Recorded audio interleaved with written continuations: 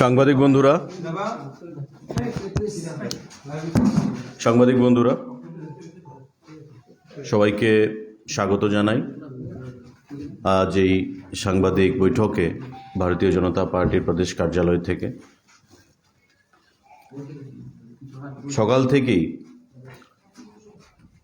রাজ্যের দুজন বিধায়কের ইস্তফাকে কেন্দ্র করে সাংবাদিক বন্ধুর থেকে আমাদের কাছে ফোন আসছিল রিঅ্যাকশনের জন্য। দল থেকে বলা হয়েছে যে 5টার সময় আমরা সাংবাদিক বৈঠকের মাধ্যমে দলের কি স্ট্যান্ড সেটা খোলাসা করা হবে, পরিষ্কার করা হবে। এবং সেই সুবাদেই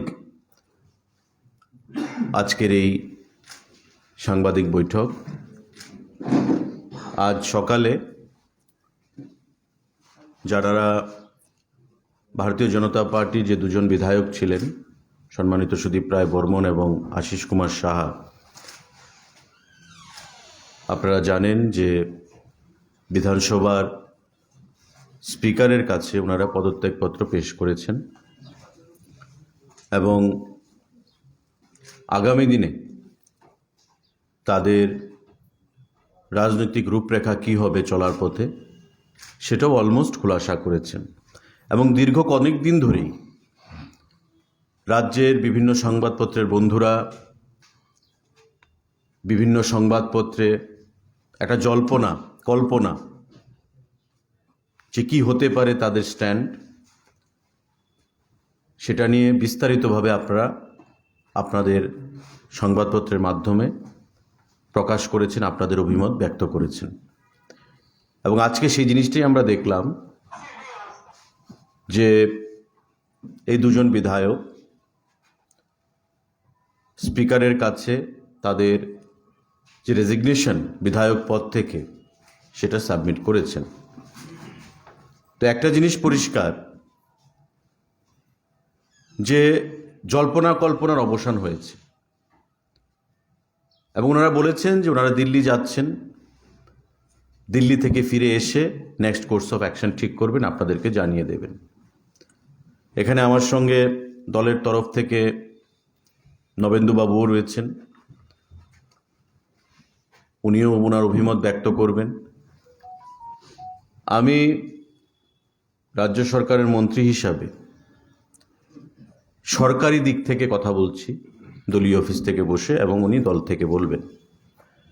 যে জিনিসটা আমরা তীব্র ভাষায় বিরোধিতা করছি এবং নিন্দা জানাচ্ছি,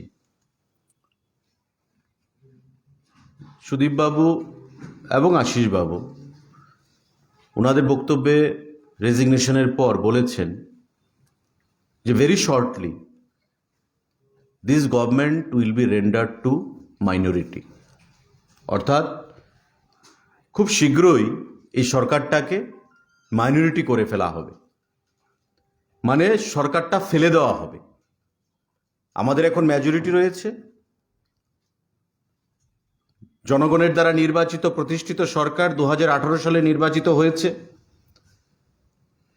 25 বছরের কালো দিন, কালো অধ্যায় যেটা বামফ্রন্টের শাসনে রচিত হয়েছিল, তার থেকে মুক্তি দিয়েছে ভারতীয় জনতা পার্টি, নরেন্দ্র মোদী, অমিত শাহ, আমাদের মাননীয় মুখ্যমন্ত্রীকে সামনে রেখে। এবং সেই 18 সালে মুক্তির পর সুদীপবাবু মন্ত্রিসভায় গুরুত্বপূর্ণ দপ্তরের মন্ত্রী হিসেবে স্থান করে নিয়েছিলেন, দল থেকে তাকে সেই সুযোগ দেওয়া হয়েছিল। এখন উনি বলছেন যে সরকারটাকে ফেলে দেওয়া হবে, this government will be rendered two minority government. তো একটা জিনিস পরিষ্কার যে উপরে মানুষের কথা বললেও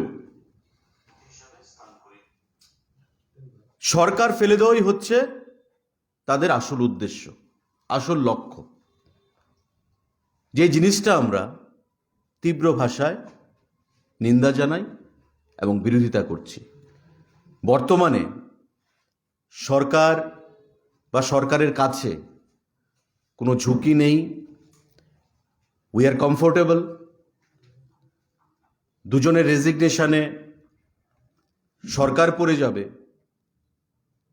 বা আগামী দিনে যদি কোনো ধরনের ডেভেলপমেন্ট ঘটে ওনারা যেটা বলতে চাইছেন তাতে সরকার পড়ে যাবে, সেই জিনিসটা কোনো দিনই সম্ভব হবে না।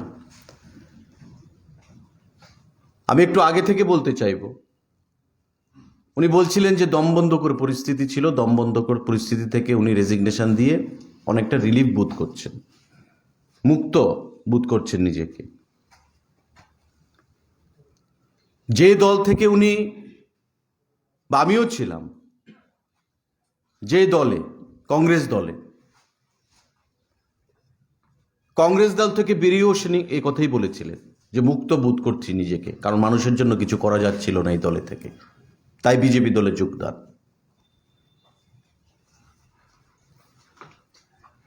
দিল্লিতে দোস্তি কংগ্রেস এবং সিপিআইএম, সারা দেশে দোস্তি, পশ্চিমবাংলায় দোস্তি, বিধানসভা নির্বাচনে জোট বেঁধে লড়াই, মণিপুরে কংগ্রেস কমিউনিস্ট জোট বেঁধে লড়াই, আমাদের রাজ্যে কুস্তি। সেই জিনিসটা বিগত 25 বছর আমাদের রাজ্যকে কমিউনিস্টের হাতে উপঢৌকন হিসেবে তুলে দিয়েছিল। সেখান থেকে বেরিয়ে এসে যে জিনিসটা কংগ্রেস বিগত 25 বছরে করতে পারেনি, বিরোধী দলে থেকে আমরা করতে পারছিলাম না, সেখান থেকে বিজেপি আমাদেরকে মুক্ত করেছে। সেদিন যখন কংগ্রেস থেকে ওনারা বেরিয়ে গেলেন, আমরা সহ, তখন কংগ্রেসটা খারাপ ছিল। কংগ্রেস দিয়ে ত্রিপুরার মানুষের কল্যাণ সম্ভব হবে না। কংগ্রেস দিল্লিতে দোস্তি, ত্রিপুরায় কুস্তি, ত্রিপুরা রাজ্যে সিপিআইএম এর কাছে বিক্রি করে দিয়েছে। আজকে ওনার কাছে কংগ্রেসটা ভালো হয়ে গেল, কারণ উনি বলছেন যে বিজেপিতে দমবন্ধকর পরিস্থিতি হয়ে গেছে, রাজ্যে গণতন্ত্র নেই। যে কথাটা উনি আগেও বলতেন যে ত্রিপুরা রাজ্যে কমিউনিস্টের শাসনে গণতন্ত্র নেই। তো একটা জিনিস পরিষ্কার যে ওনার রাজনৈতিক স্ট্যান্ড কি হবে, সে জিনিসটা উনি, আমার মনে হয় উনি বিচক্ষণ রাজনীতিবিদ, 4 বারের বিধায়ক ছিলেন, এ নিয়ে 5 বার, 4 বার কংগ্রেস দলের বিধায়ক ছিলেন, কিন্তু 5ম বার বিজেপি দলের হয়ে বিধায়ক হয়েছেন, মন্ত্রী হয়েছিলেন, ক্যাবিনেটে রাজ্য সরকারের মন্ত্রী হয়েছিলেন 5ম বার বিধায়ক হওয়ার পর। আমরা সেই জিনিসটাকে তীব্র ভাষায় আমরা প্রতিবাদ জানাচ্ছি, এবং কোনো ধরনের ষড়যন্ত্র, আমরা বলবো যে কথাটা বলেছেন this government will be rendered two minority, সেটা বলবো এটা একটা ডিপ রুটেড কনস্পিরেসি সরকারকে ফেলে দেওয়ার, যেটা আমরা কোনোভাবেই মেনে নেব না, রাজ্যের জনগণ মেনে নেবে না। যারা এই সরকারকে প্রতিষ্ঠিত করেছে 18 সালে, দীর্ঘ 25 বছর পর ভারতীয় জনতা পার্টির নেতৃত্বে, এ রাজ্যের জনগণ কোনো অবস্থাতেই এই স্ট্যান্ড মেনে নেবে না। আগামী দিনে যে কোনো ষড়যন্ত্র রাজ্যবাসী জবাব প্রদান করবে। ওনার ব্যক্তিগতভাবে যদি দলে থাকতে পছন্দ, উনি স্বাচ্ছন্দ্য বোধ না করেন, কমফোর্টেবল ফিল না করেন, সেটা আলাদা জিনিস, কিন্তু কোনো অবস্থাতেই আমাদের যারা বিধায়ক নির্বাচিত হয়েছে, আমাদের ভুলে রাজ্যের জনগণকে খেসারত দিতে হবে, সেই জিনিসটা যেন কোনো অবস্থাতেই ফিরে না আসে, আমি রাজ্যের জনগণের কাছে সেটা আহ্বান জানাবো। ইতিমধ্যে আপনারা দেখেছেন বা জেনেছেন যে সিপিআইএম দল থেকেও একটা অ্যাক্টিভিটিস শুরু হয়েছে, কারণ তারা চাইছিল সেই জিনিসটা, যে একটা অংশকে লেলিয়ে দিয়ে মাঝখানে কিভাবে ঘোলা জলে মাছ ধরা যায় সেই জিনিসটা, এবং তাদের মধ্যেও যেন একটা কনফিডেন্স ফিরে পাচ্ছে তারা, যে আগামী দিনে আমরাও একটু লড়াইয়ের ময়দানে যেতে পারবো, যারা 4 বছরে লড়াইয়ের ময়দানে যেতে পারেনি, কারণ জনগণ তাদেরকে প্রত্যাখ্যান করেছে বিগত 18 সালের নির্বাচনে। আবার পুনরায় কমিউনিস্ট পার্টি ফিরে আসুক, রাজ্যের জনগণ সেই জিনিসটা চাইছে না। আজকে ঘোলা জলে মাছ ধরার যে একটা প্রয়াস, বা বাঁকা পথে কমিউনিস্টের হাতে সরকার তুলে দেওয়ার যে একটা প্রয়াস, সেই জিনিসটা মানুষ উপলব্ধি করতে পারে, এবং আমরা আহ্বান জানাবো মানুষের কাছে যে কোনো মূল্যে রাজ্যের এই সরকারকে রক্ষা করতে হবে, এবং আগামী দিনে আমাদের 18 সালে যে পরিবর্তন হয়েছিল, 25 বছর সহ্য করা গেল, 3 বছর সহ্য করা যাচ্ছে না, 4 বছর সহ্য করা যাচ্ছে না। 25 বছর যে গণতান্ত্রিক পরিবেশ ছিল না রাজ্যে, সেই জিনিসটা বড় করে দেখার সেখানে প্রয়োজনীয়তা নেই। 4 বছরের পরিবেশটাকে বড় করে দেখার প্রয়োজনীয়তা চলে এসছে আজকে। তাই সাংবাদিক বন্ধুরা, আপনাদের মাধ্যমে আমরা রাজ্যের কাছে সেখানে আহ্বান জানাবো, রাজ্যের প্রতিটি অংশের জনগণে যারা 18 সালের নির্বাচনে একটা গুরুত্বপূর্ণ ভূমিকা নিয়েছিলেন পরিবর্তনে, যে আগামী দিনে ত্রিপুরা রাজ্যে যেন এমন পরিবেশ তৈরি করার যে একটা চেষ্টা হয়েছে, তা যেন কোনো অবস্থাতেই সফলতা না আসে, সেই দিকে আপনাদের নজর রাখতে হবে, সেই দিকে আপনাদের লক্ষ্য রাখতে হবে। আমি বর্তমানে মাননীয় নবেন্দুবাবুকে আহ্বান জানাবো, উনি দলের পক্ষ থেকে ওনার বক্তব্য পেশ করার জন্য।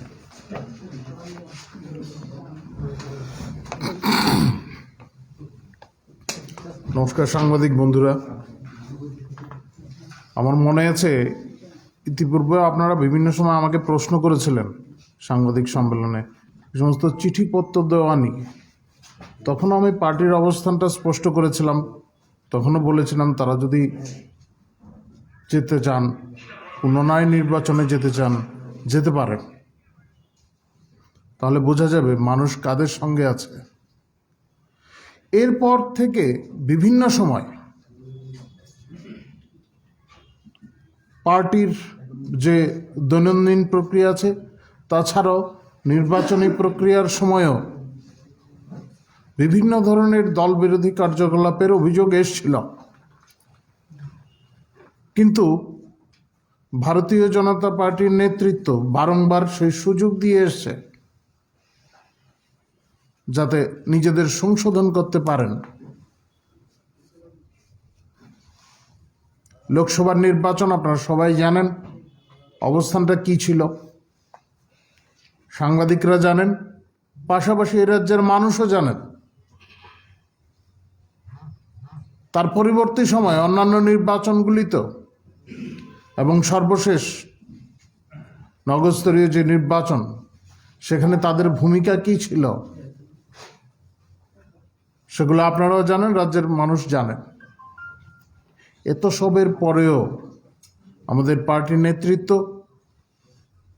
তাদের সুযোগ দিয়েছেন বারংবার, কিন্তু তারা সেই সুযোগ নিতে চাননি এবং সর্বশেষে তারা সিদ্ধান্তটা নিলেন। এখন আমাদের মন্ত্রীমশাই বললেন আপনাদের বিস্তারিত। আমরা এই রাজ্যের মানুষের সঙ্গে আছি, এই মানুষের স্বার্থেই আমরা কাজ করব, কোনো ব্যক্তিবিশেষের স্বার্থে নয়। অনেকেই মনে করেন বা অনেকেই অনেক জায়গায় বলেছেন তাদের জন্য বাম জামানাটাই ভালো ছিল, অনেক ধরনের সুযোগ সুবিধা পাওয়া যেত, কিন্তু ভারতীয় জনতা পার্টি আর সরকার আসার পর এই সুযোগ সুবিধা থেকে তারা বঞ্চিত। স্বাভাবিক, তাদের তো সমস্যা হবেই। এই সরকার ব্যক্তি বিশেষের জন্য নয়, রাজ্যের প্রত্যেকটি মানুষের জন্য এই সরকার, এবং মানুষের ভোটে এই সরকার প্রতিষ্ঠিত হয়েছে। আপনারা জানেন আমাদের মাননীয় মুখ্যমন্ত্রী বিপ্লব কুমার দেব প্রকাশ্য সভায় কথাটা বলেছেন, রাজ্যের মানুষ এই সরকারকে প্রতিষ্ঠিত করেছে এবং মানুষের কাছে এই সরকার দায়বদ্ধ। পার্টিও তাই মনে করে।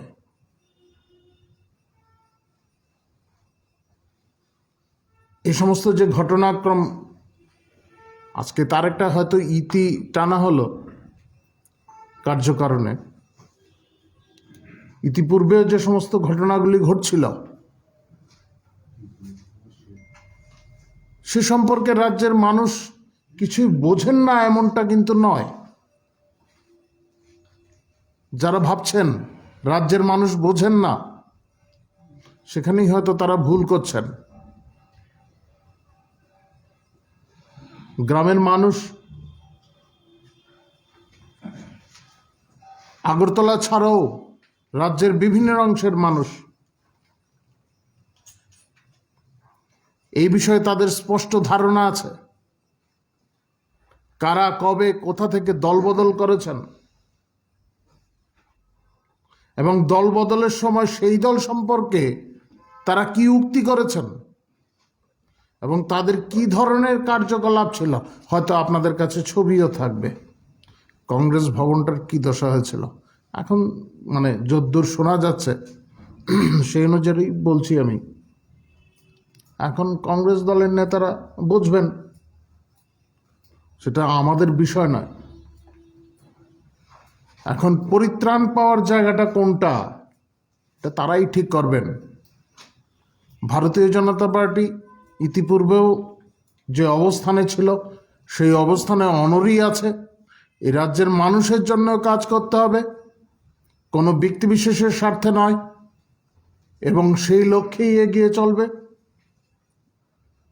আমাদের মাননীয় মুখ্যমন্ত্রী বিপ্লব কুমার দেবের নেতৃত্বে এই রাজ্যে এক নতুন যুগের সৃষ্টি হয়েছে। মানিকবাবু আজকে দেখলাম বিভিন্ন টিভি চ্যানেলে বলছেন মাঠে নামতে হবে, এই করতে হবে, সেই করতে হবে, এই কথাগুলি বলছিলেন। পশ্চিমবঙ্গেও জোট হয়েছে, কোথাও ছায়া জোট হয়েছে, এই রাজ্যও হয়েছে, ছায়া জোটই ছিল। অন্যান্য জায়গায় প্রকাশ্যে জোট হয়েছে। তো এখন কারা কংগ্রেসে যাচ্ছেন, তাদের পরবর্তী রাজনৈতিক অবস্থানগুলি কি হবে, সেই সমস্ত বিষয়গুলি থেকে এবং বিরোধী দলনেতার বক্তব্য থেকে সবই স্পষ্ট কারা কোথায় ছিলেন অতীতে, বর্তমানে কেন অস্বস্তিতে আছেন এবং ভবিষ্যতে তাদের গন্তব্যস্থল কি হবে। যাই হোক, আমরা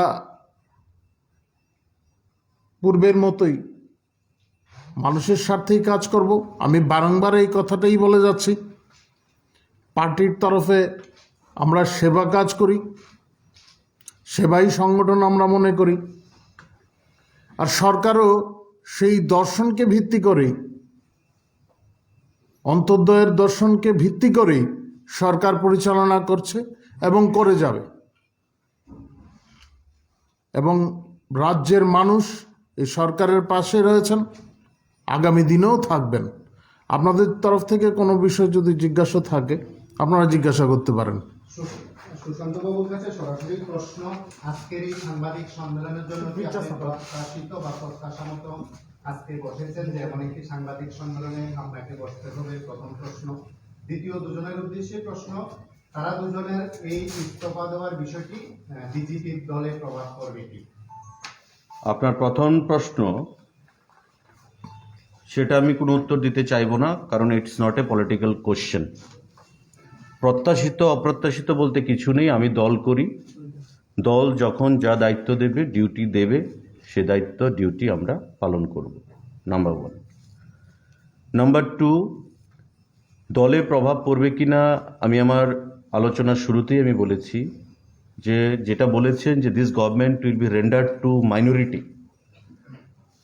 এই যে প্রচেষ্টা, এই প্রচেষ্টা কখনোই বাস্তবে রূপ নেবে না। We are comfortable. We have got comfortable majority. Our Chief Minister enjoys the popularity or enjoys the support from most of the or all the MLAs, or member of Legislative Assembly. তো এই যে attempt, প্রচেষ্টা, সেই প্রচেষ্টা কখনোই সফল হবে না, এটা আমার দৃঢ় বিশ্বাস।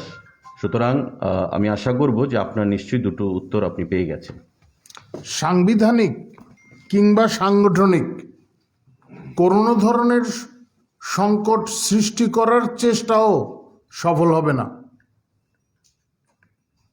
আপনাদের বিষয়টা স্পষ্ট করে দিলাম যে সাংবিধানিক কিংবা সাংগঠনিক কোনো চেষ্টা কারোর তরফ থেকে হলো সেই চেষ্টা সফল হবে না। আজকের পর শহরে একটা চর্চা শুরু হয়েছে রাজনৈতিক মহলে, বিশেষ করে নির্বাচনে এগিয়ে আসার সম্ভাবনা এই বিষয়ে আপনার কি প্রতিক্রিয়া বা আপনাদের কি বক্তব্য? এটা টু আর্লি আমাদের আরো 1 বছর যেতে হবে, অনেক কাজ করার বাকি রয়েছে।